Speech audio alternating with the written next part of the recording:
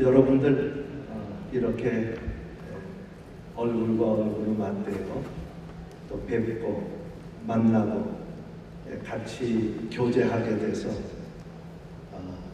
아주 큰 영광으로 생각을 합니다. 아까 허연애 목사님이 잠깐 말씀드렸지만 김남수 목사님이 꼭 참석하셔야 되는데 다른 중요한 일 때문에 부득이한 사정으로 참석을 하지 못하셨습니다. 이 점 대신 제가 또 여러분께 양해를 구합니다. 여러분들 다 넓은 아량으로 이해해 주시면 대단히 고맙겠습니다. 저는 김남수 목사님 414 윈도우 무브먼트의 공동 설립자신데 제가 좀 설명을 하겠습니다.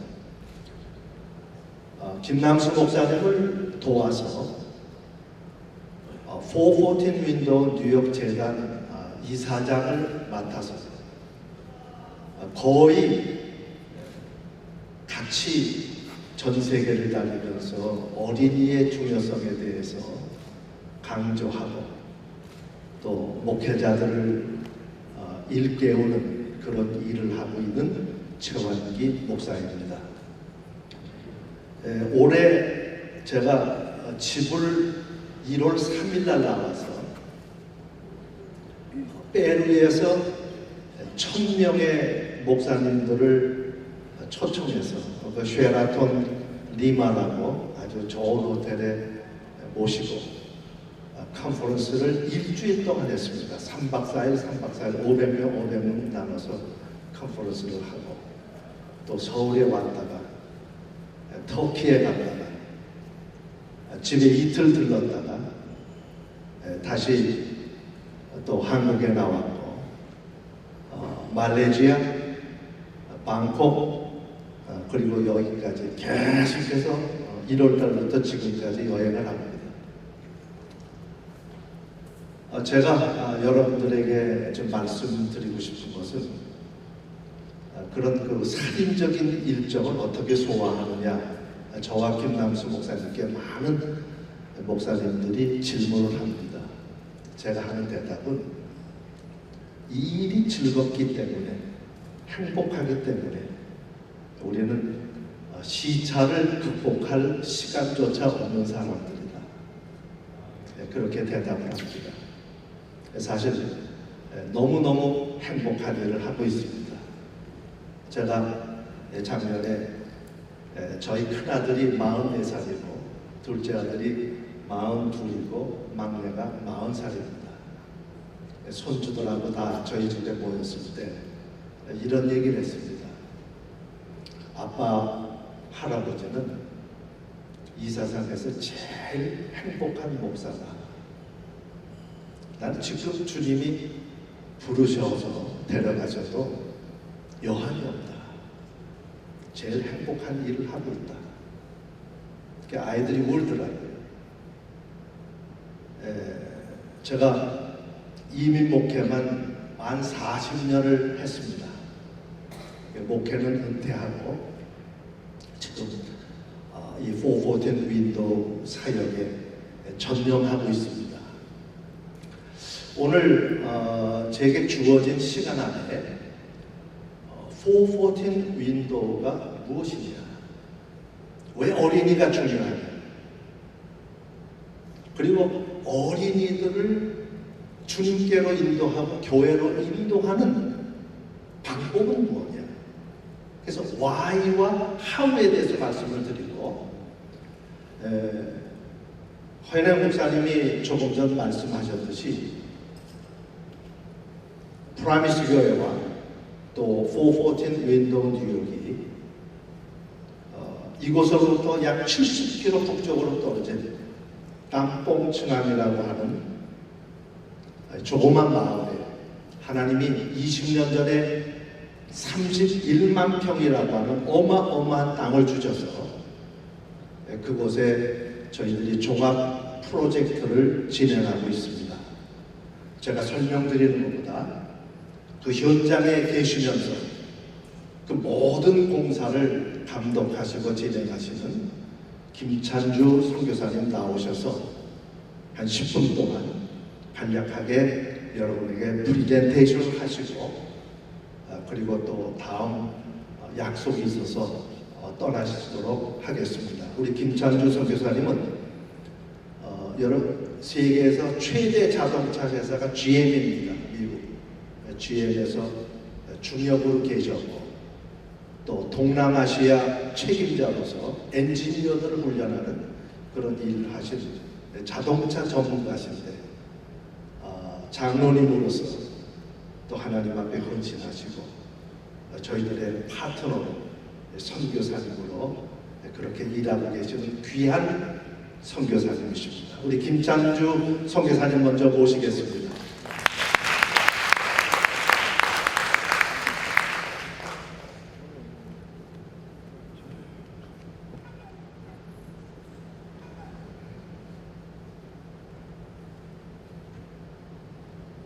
네, 반갑습니다.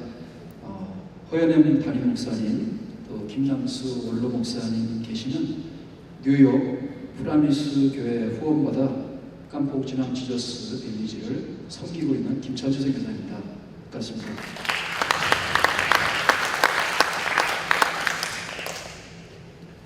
귀한 선교를 하고 계시는 여러분들은 하나님 나라의 영웅이십니다. 여러분 가운데 저는 가장 부족하고 허물 많고 약한 자인데 오직 하나님의 은혜로 이 자리에 서게 되었습니다.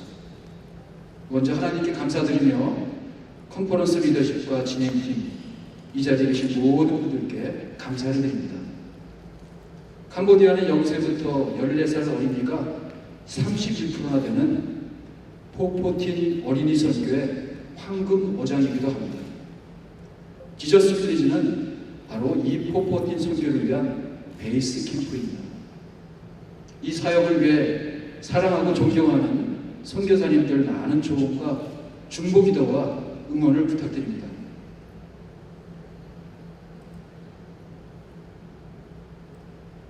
예, 사이즈는 30만 평 되고요.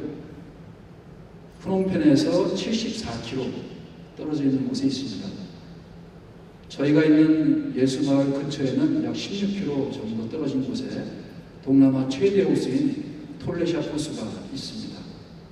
그리고 저희 센터 주변에 산들이 좀 있는데 고룡토 산입니다.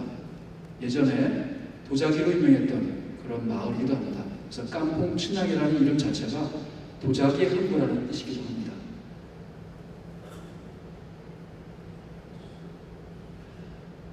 지저스 빌리지는 지속적인 자립형 포포틴 선교의 모델이기도 합니다.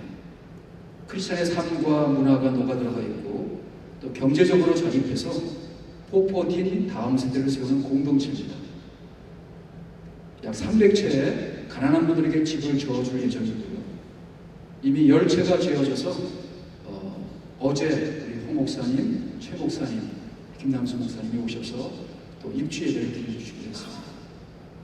그리고 경제적으로 자립돼야만 이분들이 지속적으로 주님 재림하실 때까지 이 사역을 감당할 수 있기 때문에 경직에 자립하는 마을이기도 하고요.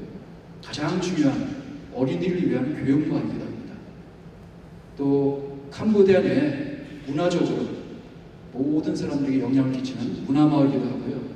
1차 산업과 2차, 3차 산업이 잘 융합된 6차 산업 마을이기도 합니다. 무엇보다 중요한 것은 이들의 사는 모습을 통해서 믿지 않는 많은 사람들이 보고 야 너무 행복하다. 이 사람들이 왜 이렇게 행복하게 살지?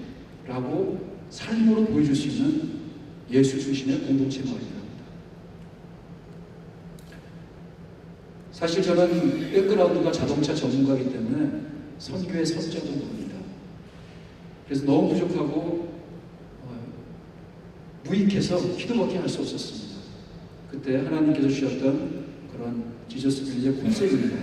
예수 안에서 크리스찬 삶과 교육을 위한 하우징과 스쿨, 예수 안에서 크리스찬 문화를 세우는 히스라이트 시어터와 그 다음에 여러 가지 일들, 당연히 이 사람들이 일자리를 얻어야 되기 때문에 친환경 복합 자립농장과 일자리 공장을 세우는 것을 컨셉으로 잡았습니다. 위치는 오타니 빌리지라는 마을이 있습니다.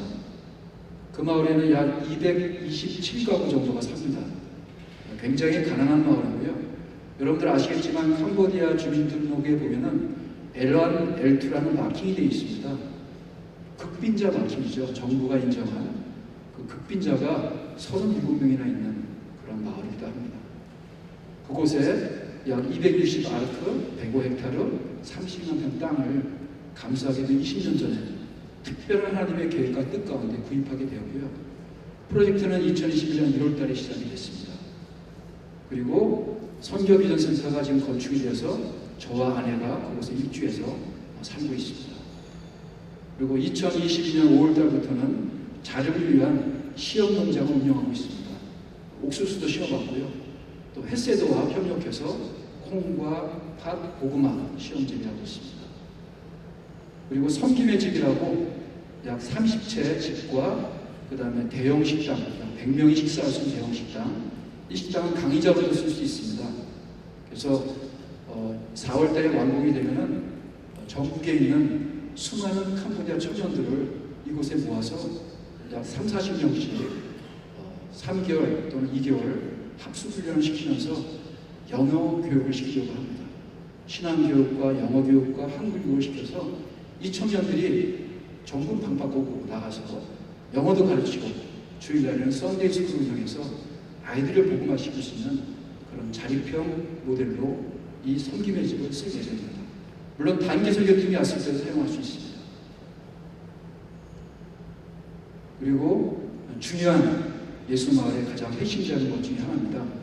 포포틴 희망의 집 프로젝트입니다.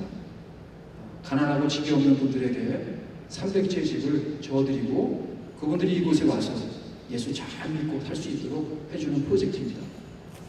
그리고 이런 자녀들이 따라오게 되면은 학교가 되게 중요하겠죠. 그래서 애프터스쿨부터 시작해서 나중에는 대학교까지 굉장히 깊이 저희 세대로 끝날 수 없는 프로젝트일 겁니다. 교육은 수십 년이 걸리는 프로젝트일 수도 있습니다.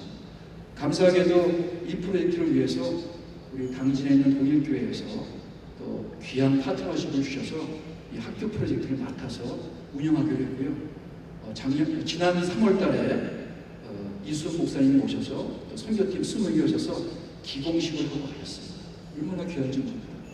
이 선교는 어느 한 교회가 하는 게 아니고 한 개인이 하는 게 아니고 연합해서 함께 힘을 합해서 전략적으로 나아가니 지속적인 성공이 될 수 있습니다. 그리고 그 중요한 4월 달에 공사를 시작해서 내년 4월까지 히스라이프 전용 교영장과 채플 약 1,300석 규모입니다. 이 공연장을 통해서 예수님의 일생을 퍼포먼스로 공연할 예정이고요. 매일 수천 명의 학생들을 관광버스 대절해서 올 겁니다. 10년 동안 그렇게 하면은 200만 명이 넘는 어린아이들이 예수님을 영접할 수가 있습니다. 이를 위해서 기도 많이 해주시기 바랍니다. 아이들이 예수님을 영접하면요, 나라와 민족이 바뀝니다. 당연히 사람들이 많이 모여 살기 때문에 약 1,500명 정도가 모여 살게 되거든요. 그러면 당연히 클리닉과 병원들이 필요하게 되겠죠. 그리고 아까 그 미국에 있는 대학교에서 항공대학도 있다고 했는데 저희도 활주로와 또 항공대학 계획도 있습니다. 지저스 빌리지의 레이아웃입니다. 학교와 섬김의 집, 선교센터, 그리고 각종 클리닉, 아웃렛, 희망의 집, 저런 식으로 예쁘게 져줬습니다.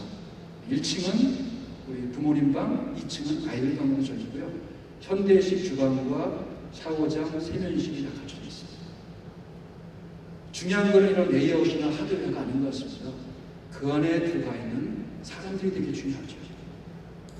그래서 바로 교회당에서 예수 믿고 자라는 아이들이 유치원에서 잘 자라서 걔네들이 중학교, 고등학교 올라가고 또 걔네들이 대학교까지 가서 사회에 나와서 바로 선교사가 파트타임 선교사가 되든 풀타임 선교사가 되든 선교사로 파송하는 게 예수마을의 궁극적인 목표입니다. 예수마을은 캄보디아 선교사를 파송하는 마을입니다. 한국이 그랬듯이 가난하고 힘없을 때 선교사로 파송했을 때 하나님이 지금 세계 시대의 강국으로 만들어 주셨습니다. 비록 캄보디아가 지금은 가난하고 멸시받는 나라지만 하나님께서 이 나라를 약한 나라를 쓰셔서 강한 나라를 부끄럽게 할 수 있습니다. 이 예수마을 30년평 안에는 굉장히 많은 프로젝트가 들어가 있습니다.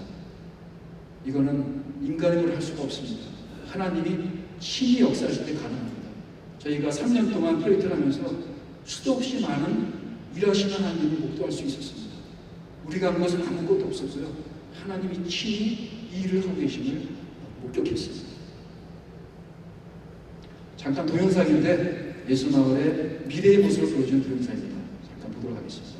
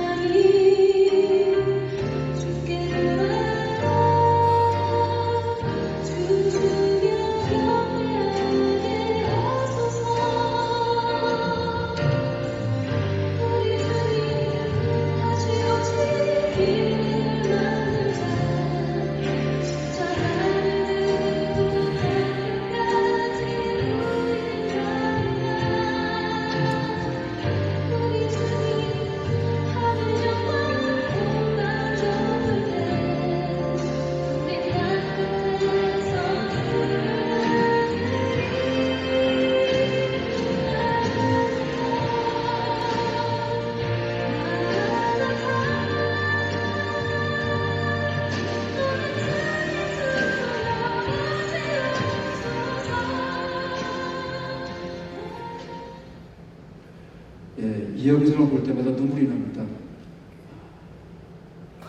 비록 지금은 가난하고 볼 것 없는 나라지만 케냐 같은 그런 지역이지만 하나님께서 이곳에 자라는 수많은 아이들을 통해서 이곳에서 생활하는 수많은 주민들을 통해서 하나님의 자녀로 또 주님의 재림을 준비하는 주님을 찬양으로 맞이하는 그런 일들을 기약해 봅니다.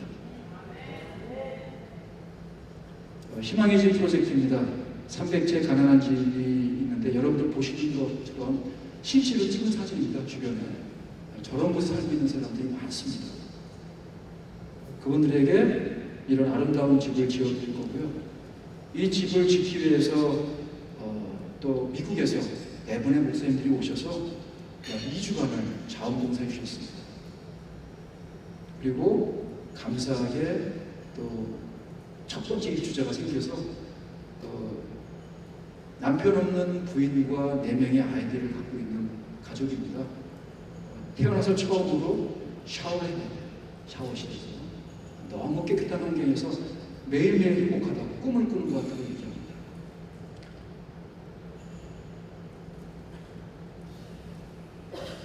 청년들을 양육할 성기대 집 프로젝트입니다. 현재 이렇게 아름답게 지어져서 4월 말이면 완공이 될 것 같습니다.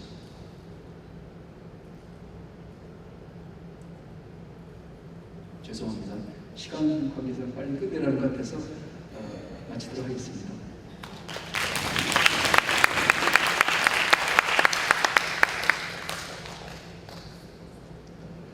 네, 사실 하나님의 일은 하나님께서 하십니다. 저희들이 돈도 하나도 준비 안 됐는데 때 맞춰서 하나님이 공급해 주셨고 또 이제까지 아무 어려움 없이 진행이 되어 왔습니다. 그리고 우리 김찬주 선교사님 같은 훌륭하신 파트너를 허락해 주셔서 또 이런 일이 가능하다 그렇게 생각이 됩니다.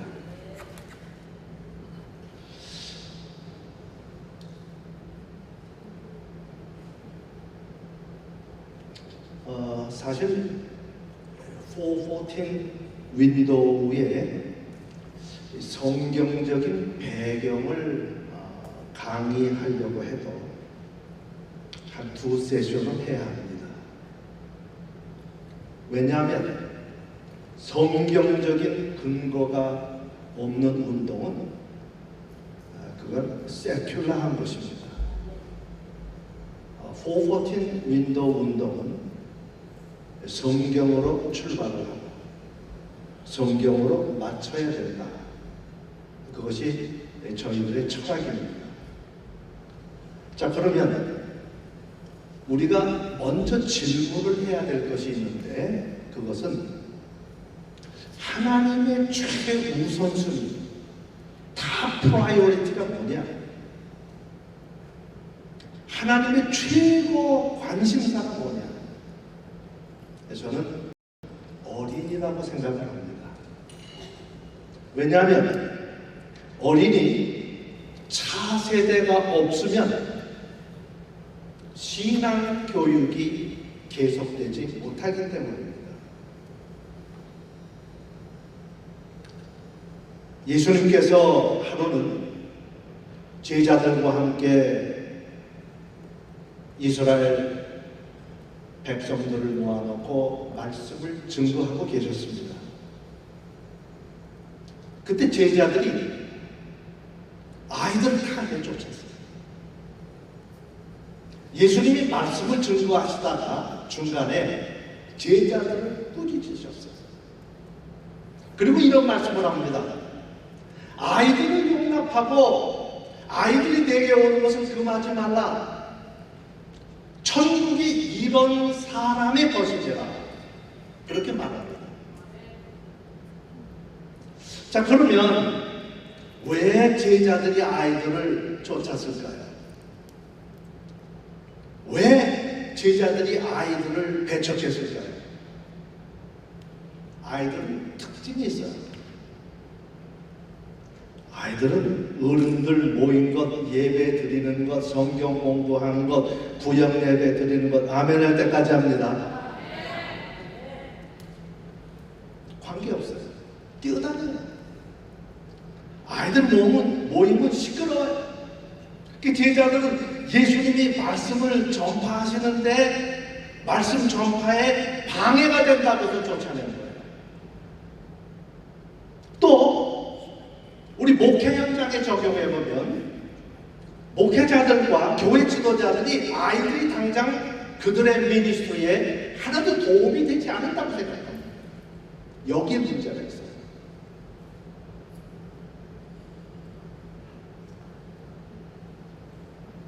바울이 디모데에게 부탁한 계대 교육, Generation to Generation Education이 있습니다. 여러분이 잘 아시는 말씀입니다.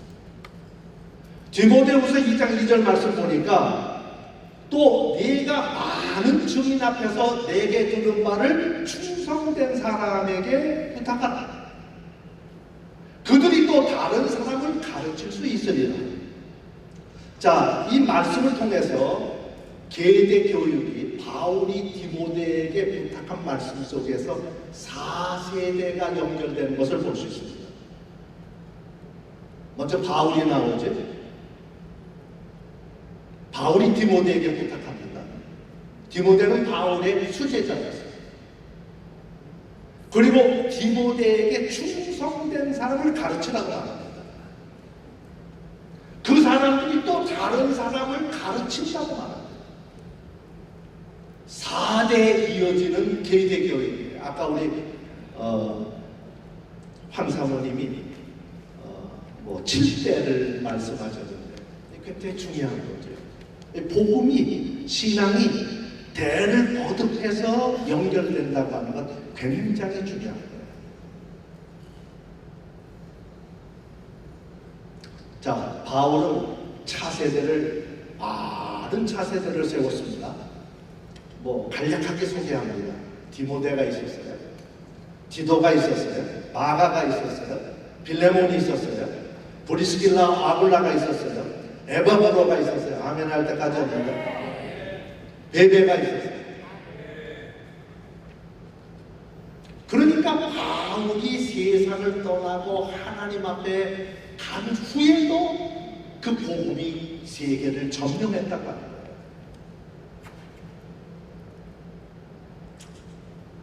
자, 구약의 배경을 잠깐 살펴봅니다. 이스라엘의 역사는 차세대를 세우는 일에 실패한 것이 이스라엘 역사에 있었어요. 구약의 역사에 있었어요. 얼마나 큰 치명적인 사건이었는가를 우리들에게 말씀해 줍니다. 단 한 번 큰 실패가 구약 전체의 영적 암흑지대를 초래했다고 합니다. 이게 굉장히 중요한 교훈입니다. 많은 목사님들이 사사기를 읽으면서 여호수아를 설교하면서 이 부분을 놓쳤어요.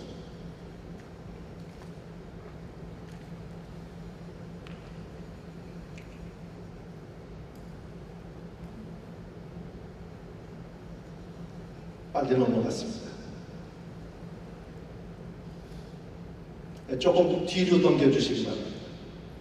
예, 됐습니다. 사사기 2장을 보면 10절부터 12절까지 이런 말씀이 나오죠.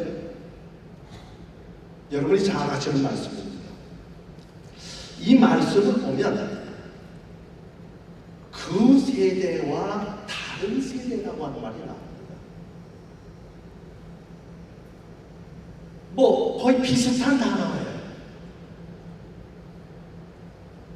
영어 성경을 보니까 that generation, 그리고 다른 세대는 other generation 혹은 different generation. 자, 이 차이점이 뭐냐?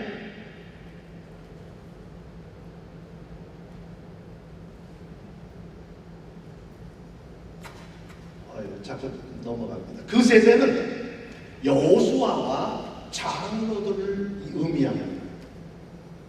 성경을 보니까 여호와께서 이스라엘 위에 행하신 일을 아는 사람들이었어요. 이 사람들은 여호와 하나님만 섬겼던 사람들이에요. 그런데 문제가 생겼어요. 그 세대가 다 조상들 열조에게로 돌아갔어요. 그 후에 문제가 생깁니다. 그리고 다른 세대가 일어났습니다. 그 세대가 다 죽은 후에 일어난 세대입니다. 여호와를 알지 못하는 세대였어요. 여호와께서 이스라엘 위해서 행하신 일을 알지 못하는 세대였어요. 여호와를 버리고 바알들을 섬긴 세대였어요. 여러분, 한 세대의 차세대를 세우지 못한 결과가 이런 결과를 초래했다는 거예요.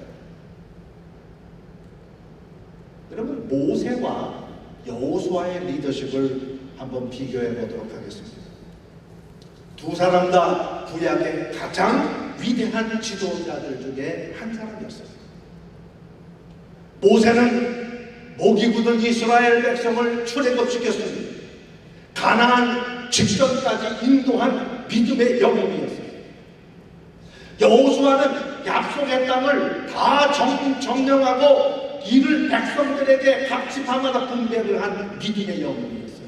그러나 모세는 여호수아와 갈렙 같은 차세대를 세우고 키웠지만 여호수아는 차세대를 세우고 키우는데 실패했다고 하는 두 큰 차이점을 볼 수 있습니다.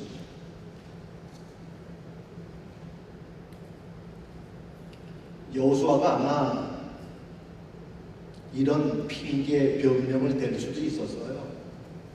나는 하나님이 명령하신 일, 가나안을 정복하는 일, 약속의 땅에 들어가는 일, 그리고 정복한 땅을 각 지파에게 분배하는 일에 최선을 다한다. 물론 맞는 말이에요. 그러나 여호수아가 미니스트리에 바빠서, 자기의 사명 완수에 바빠서 간과한 게 있어요.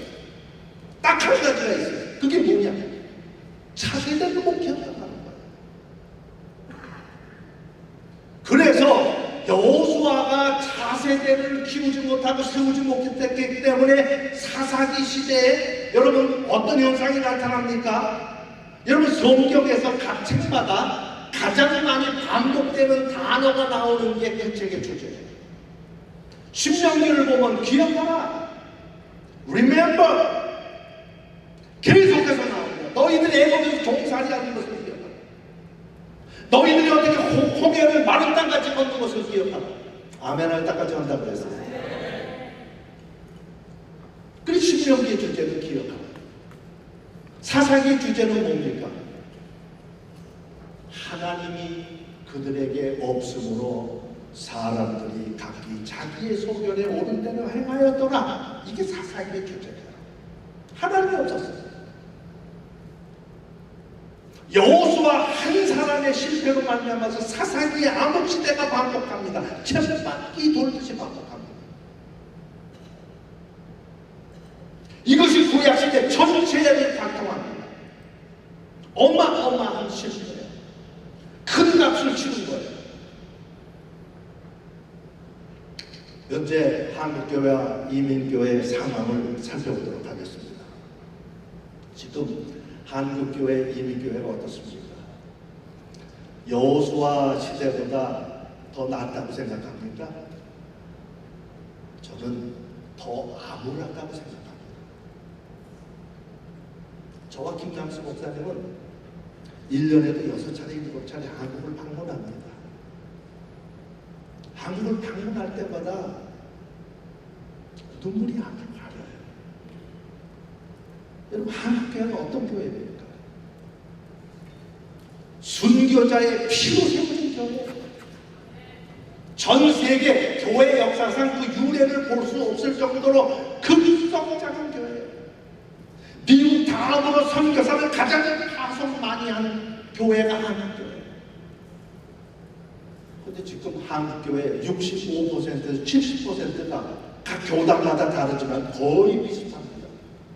교회 학교가 없어요. 우리 존경하는 최일수 목사님, 제가 은혜 받고 신앙생활 할 때만 해도 한국교회는 시골교회, 도시교회, 큰 교회, 작은 교회 할 것 없이 교회 안에 아이들이 파글파글했어요.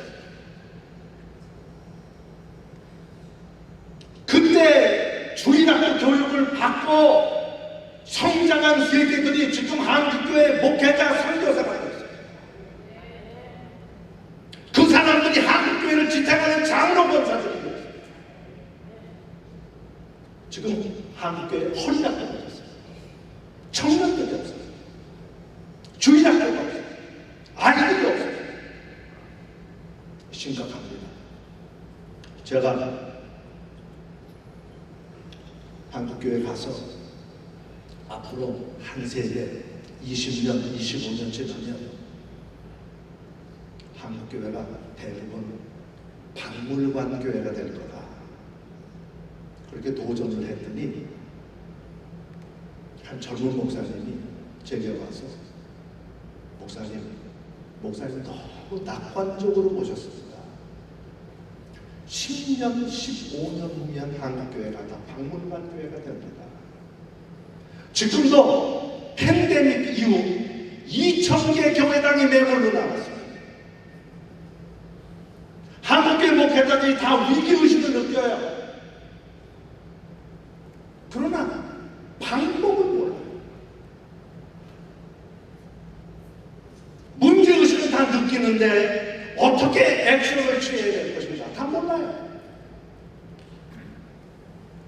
그래서 전 시간에 허연의 목사님 말씀하셨던 것처럼 다음 주 월요일, 화요일, 수요일 2박 3일 동안 당진 동일교회에서 1200명 이상의 중형교회 목회자들을 저희들이 다 초대해서 아주 좋은 호텔에 모시고 좋은 음식으로 대접하고 그리고 이점을 부각시키고 저출산 문제를 어떻게 교회가 극복할 것인가 동일교회 케이스를 소개하고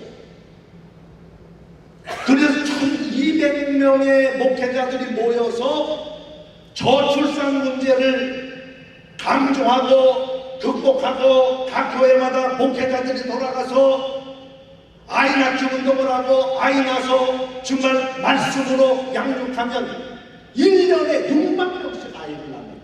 이런 구체적인 전략을 제시하려고 해요. 이게 대한민국 교회가 살 길입니다. 여러분 기도 많이 해주시기 바랍니다. 이민교회는 더 열악합니다. 저도 이민교회 만 40년을 목회했습니다. 2세, 3세들이 대학 진학하면 미국 교회를 가거나 아예 교회를 떠나요. 교회 기둥이 될 청년들과 대학생들이 점점 줄어들어요. 과연 20년 후에 이민교회 중에 현존하는 이민교회 중에 몇 교회가 남을 것인가? 심각합니다. 미국 동부에 가면 감리교 신학교 중에 뚜르 신학교가 있습니다.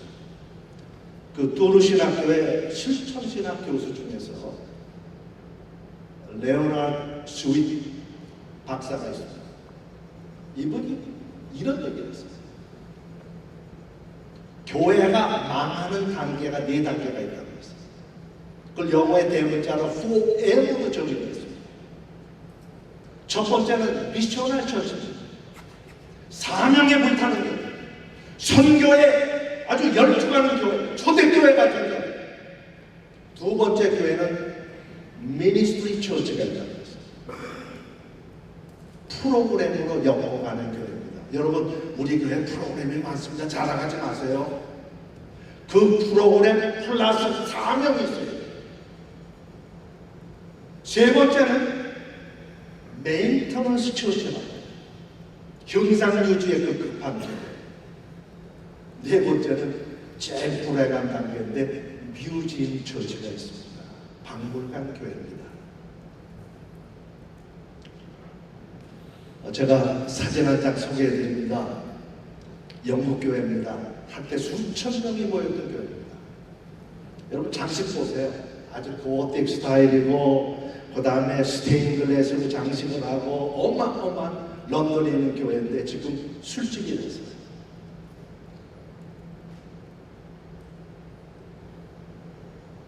독일에 있는 교회인데 이 교회는 아예 모스크로 팔려버렸어요. 여러분 스테인글라스 한번 보세요. 얼마나 웅장하죠. 얼마나 화려합니까. 지금 한국교회, 이민교회가 이런 박물관 교회, 술집, 모스크가 안 되리라고 하는 법이 없어요.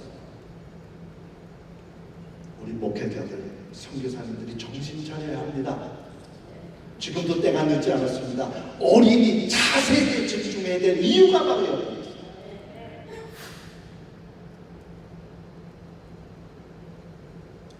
교회 안에 왜 어린이가 없습니까?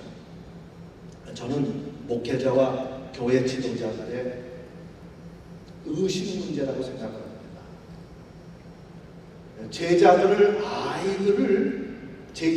아이들을 문제를 일으키는 존재로만 봐요. 또 교회 안에 차세대 전략이 부재합니다. 전략이 없어요. 작년과 달리 아이들은 교회 재정적인 헌금 또 지원적인 봉사 도움이 되지 못한다고 하는 이런 고리타분한 옛날 생각 때문에 그렇습니다. 교회는 아이들을 미래를 위한 투자로 보지 못합니다.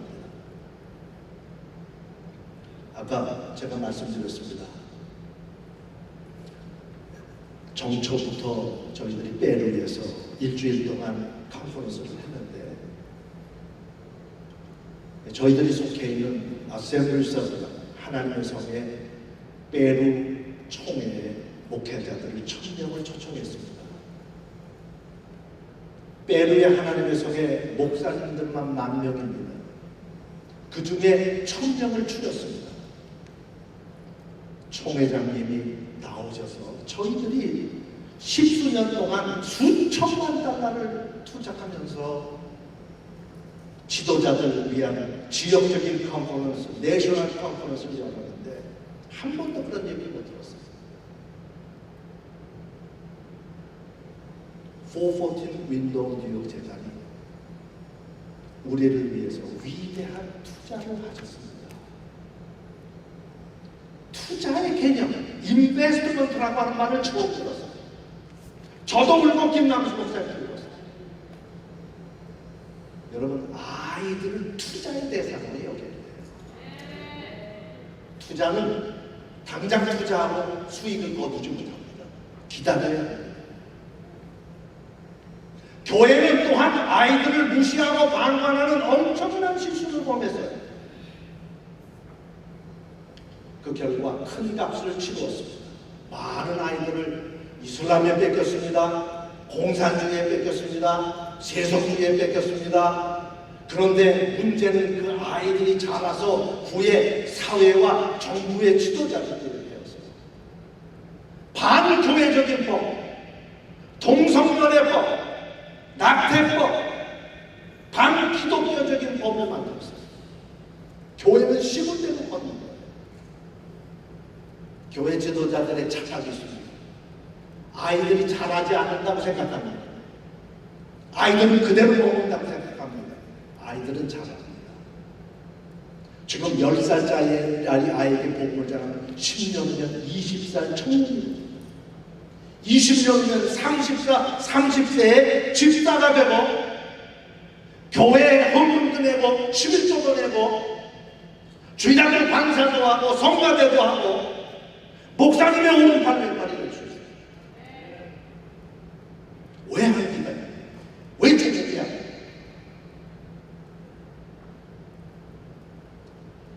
해결책이 있습니다. 그 해결책이 414 윈도우 운동이라고 저는 여러분에게 감히 말씀드리고 싶습니다. 2008년 뉴욕에서 제가 그 현장에 있었는데 루이스 부시 박사와 김남수 목사님 사무실에서 만나서 414 윈도우 운동을 설립했고 그 다음에 2009년 뉴욕 제1차 414 윈도우 글로벌 서밋에서 세계 지도자들 350명의 선교 지도자들이 모였습니다. 그리고 414 윈도우는 1040 윈도우의 넥스트 챕터 다음 장이다. 그리고 선언을 했어요. 그 이유